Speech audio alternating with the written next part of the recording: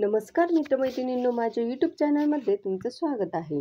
मंडळी, आषाढ अमावस्या, जिला दिव्यांची अमावस्या किंवा दीप अमावस्या म्हटलं जातं, ती यंदा 2025मध्ये कधी आलेली आहे? या अमावस्येच्या दिवशी कणकेचे दिवे करून घरातल्या लहान मुलांना ओवाळलं जातं. असं का केलं जातं? मुलांना त्याचा काय लाभ होतो? त्याचबरोबर या अमावस्येच्या दिवशी दिव्यांची पूजा केली जाते. ती का केली जाते? कशी करावी? या सगळ्या प्रश्नांची उत्तरं आजच्या या व्हिडिओत तुम्हाला मिळणार आहे. त्यामुळे व्हिडिओ शेवटपर्यंत नक्की बघा.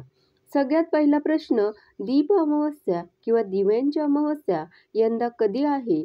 तर यंदाची आषाढ अमावस्या, दीप अमावस्या सुरू होते 23 तारखेला उत्तर रात्री 2:28 आणि या अमावस्येची समाप्ती होणार आहे 24 तारखेला उत्तर रात्री 12:40 अर्थात यंदाची ही दीप अमावस्या असणार आहे 24 जुलै 2025 रोजी.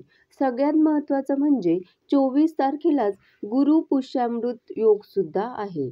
त्यामुळे त्या संदर्भातल्या शंकासुद्धा अनेकांच्या मनात आहे की अमावस्या आणि गुरु पुष्यामृत योग एकाच दिवशी, त्यामुळे आता नवीन खरेदी करायची की नाही, सोनं खरेदी करायचं की नाही, असे सुद्धा प्रश्न आहेत.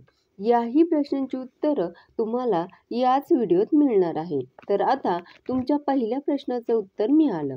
आषाढ अमावस्या नक्की कधी आहे? तर 24 जुलै 2025लाच. आता दुसरा महत्त्वाचा प्रश्न, आषाढ अमावस्येला नक्की काय केलं जातं? तर घरातले सगळे दिवे आहेत, निरंजन, पणत्या, मोठ्या समया, या सगळ्या स्वच्छ धुवायच्या असतात आणि या सगळ्या दिव्यांची पूजा करायची असते. अगदी छोट्या छोट्या पणती असू द्या किंवा समई, जेवढे तुमचे दिवे असतील तेवढे सगळे घासून पुसून स्वच्छ करून दिव्यांची सुंदर मांडणी करून हळदी, कुंकू, अक्षदा, फुलं, जसं देवांची पूजा करतो तशीच या दिव्यांची पूजा करायची. या दिव्यांना दीप अमावस्येच्या दिवशी आराम द्यायचा असतो. आणि मग या दिव्यांना कशाने ओवाळायचं? तर कणकेचे दिवे तयार करायचे आणि या कणकेच्या दिव्यांनी या दिव्यांना ओवाळायचं असतं. आणि त्याच दिव्यांनी तुमच्या घराची लहान मुलं आहेत त्या लहान मुलांना सुद्धा ओवाळायचं असतं, औक्षण करायचं असतं. त्यामुळे त्यांचं आयुष्य वाढतं, त्यांना आरोग्याची प्राप्ती होते असं म्हटलं जातं. दिव्यांची पूजा केल्यामुळे घरात सुख समृद्धी येते. हे दिवे आपल्याला वर्षभर प्रकाश देत असतात आणि हा एक दिवस असतो ज्या दिवशी या दिव्यांची आपण सेवा करायची असते. आता पुढचा प्रश्न, या दीप अमावस्येच्या दिवशी यंदा गुरु पुष्यामृत योग सुद्धा आलेला आहे. तुम्हाला माहिती आहे, गुरु पुष्यामृत योगाला नवीन वस्तूंची खरेदी केली जाते. सोनं खास करून खरेदी केलं जातं. तर मग आता यंदा काय करायचं? कारण अमावस्येच्या दिवशी आपण नवीन खरेदी करत नाही, गुरु पुष्यामृत योगाला करतो आणि हे दोन्ही आलंय एकाच दिवशी. याचं उत्तर असं आहे की गुरु पुष्यामृत योग जो आहे तो संध्याकाळी 24 तारखेला 4:43 सुरू होणार आहे. तर तुम्हाला जर खरेदी करायची असेल तर तुम्ही संध्याकाळी 4 नंतर करू शकता.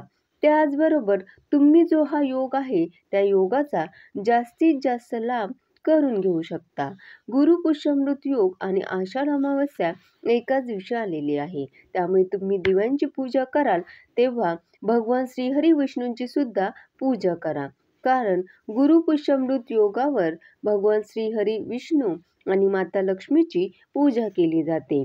त्यामुळे आर्थिक संपन्नता घरात येते असं म्हटलं जातं. म्हणून माता लक्ष्मी आणि भगवान श्रीहरी विष्णूंची पूजा सुद्धा तुम्ही या दिवशी सगळ्या दिव्यांच्या सोबत करू शकता. गुरु पुष्यामृत योग हा अत्यंत पवित्र मानला जातो. म्हणून या दिवशी जशी खरेदी केली जाते तर ती लाभते असं म्हणतात.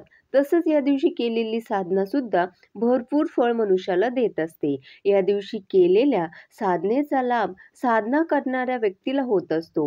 त्याचबरोबर अनेक जण या आषाढी अमावस्येला गटारी अमावस्या म्हणतात.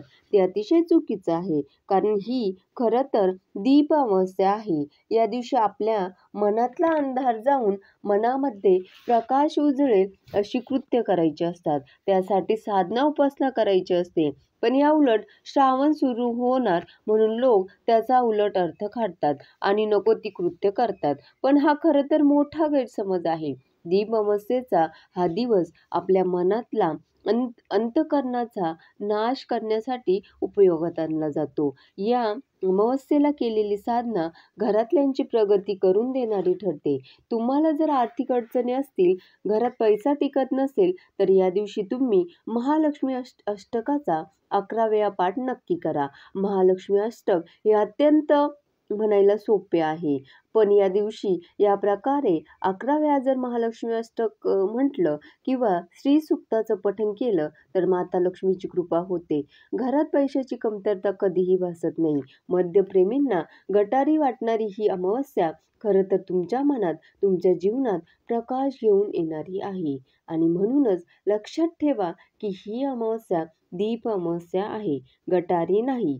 आजचा हा व्हिडिओ आणि माहिती जर तुम्हाला आवडली असेल तर माझ्या चॅनलला लाईक, शेअर आणि सबस्क्राईब करा. धन्यवाद.